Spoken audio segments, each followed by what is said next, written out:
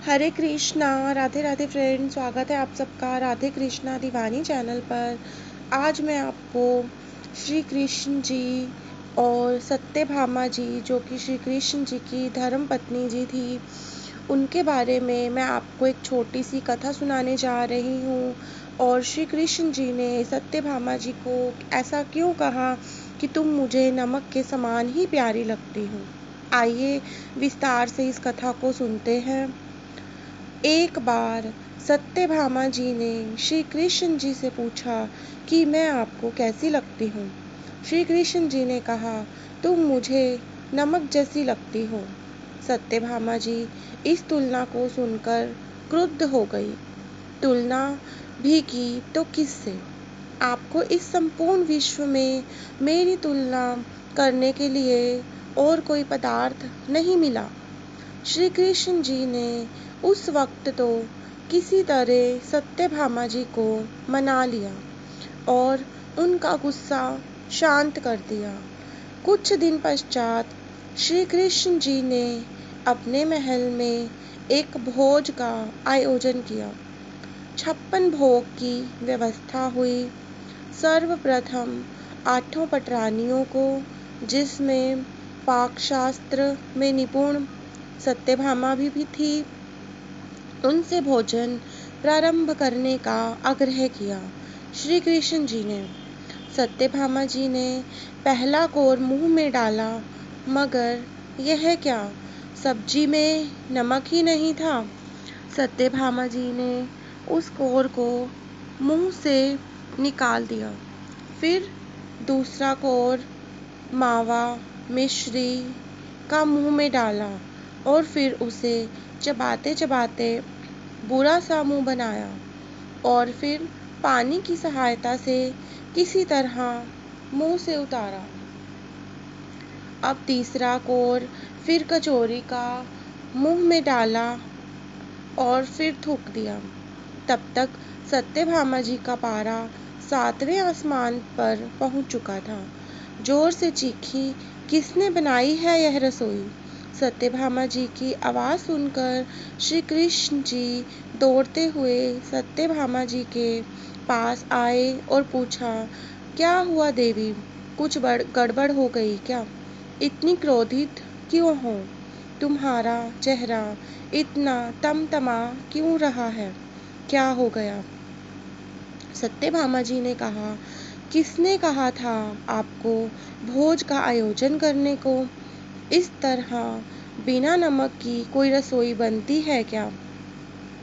किसी वस्तु में नमक ही नहीं है, मीठे में शक्कर नहीं है और एक कोर नहीं खाया गया। किसी तरह से पानी की सहायता से एक कोर मावा का गले से नीचे उतारा। श्री कृष्ण जी ने बड़े भोलेपन से पूछा कि जैसे कुछ हुआ ही नहीं था। तो क्या हुआ, बिना नमक के ही खा लेती? तो सत्यभामा जी फिर चीख कर बोली कि लगता है दिमाग फिर गया है क्या आपका? बिना शक्कर के मिठाई तो फिर भी खाई जा सकती है, मगर बिना नमक के कोई भी नमकीन वस्तु नहीं खाई जा सकती।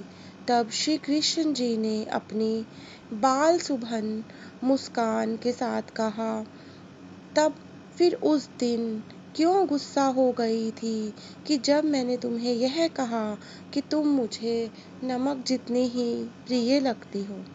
तब सत्यभामा जी को सारी बात समझ में आ गई कि यह सारा वाकया उसे सबक सिखाने के लिए था और उसकी गर्दन झुक गई, जबकि अन्य रानियां मुस्कुराने लगी।